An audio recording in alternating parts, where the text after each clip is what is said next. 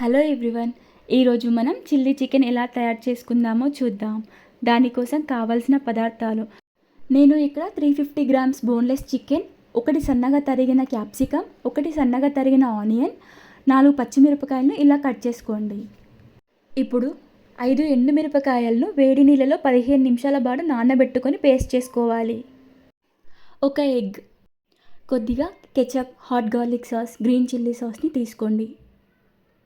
ఇప్పుడు ఒక గిన్నెలోకి చికెన్ తీసుకోవాలి. దానిలోకి ఒక చెంచా కార్న్ఫ్లోర్, ఒక చెంచా మైదా, ఒక చెంచా రైస్ ఫ్లోర్ని ఈక్వల్ క్వాంటిటీలో తీసుకోవాలి. ఇప్పుడు ఒక చెంచా హోమ్మేడ్ గరం మసాలా, తగినంత ఉప్పు, సగం చెంచా కారం,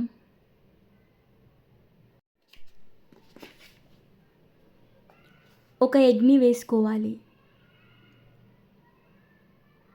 ఇప్పుడు దీన్ని బాగా కలుపుకోండి. మధ్య మధ్యలో కొద్దిగా వాటర్ పోస్తూ బాగా కలుపుకోండి. ఇప్పుడు 15 మినిట్స్ పక్కకు పెట్టుకోండి.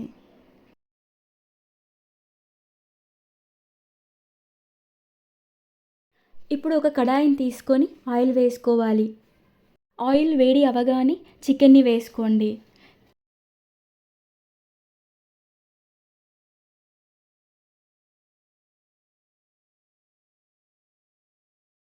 చికెన్ని మనం గోల్డెన్ బ్రౌన్ కలర్ వచ్చేంత వరకు చికెన్ని ఆయిల్లో ఫ్రై చేసుకోవాలి.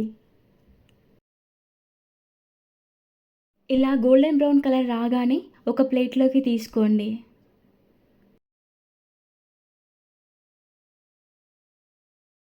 ఇప్పుడు ఒక కడాయిని తీసుకోండి. అది వేడి అయ్యాక కొద్దిగా ఆయిల్ వేసుకోండి.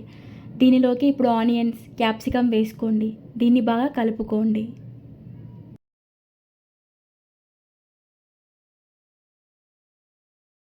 ఇప్పుడు కొద్దిగా కరివేపాకు తీసుకోండి. దీన్ని కూడా బాగా కలుపుకోండి. ఇప్పుడు తగినంత ఉప్పు వేసుకొని బాగా కలుపుకోండి.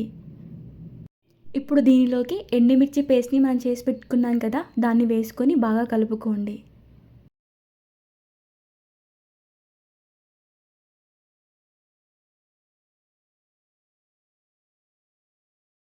ఇప్పుడు దీనిలోకి సాసెస్ని వేసుకోండి. కొద్దిగా సోయా సాస్ని కూడా వేసుకొని బాగా కలుపుకోండి.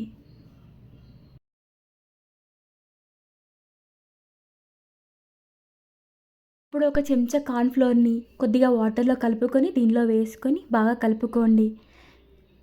ఇప్పుడు మనం ఫ్రై చేసుకొని పెట్టుకున్న చికెన్ని వేసి బాగా కలుపుకోండి. అంతే, ఎంతో రుచిగా ఉండే చిల్లీ చికెన్ రెడీ. టేస్ట్ చాలా బాగుంది. నచ్చితే లైక్ చేయండి, షేర్ చేయండి, సబ్స్క్రైబ్ చేయండి. Thanks for watching.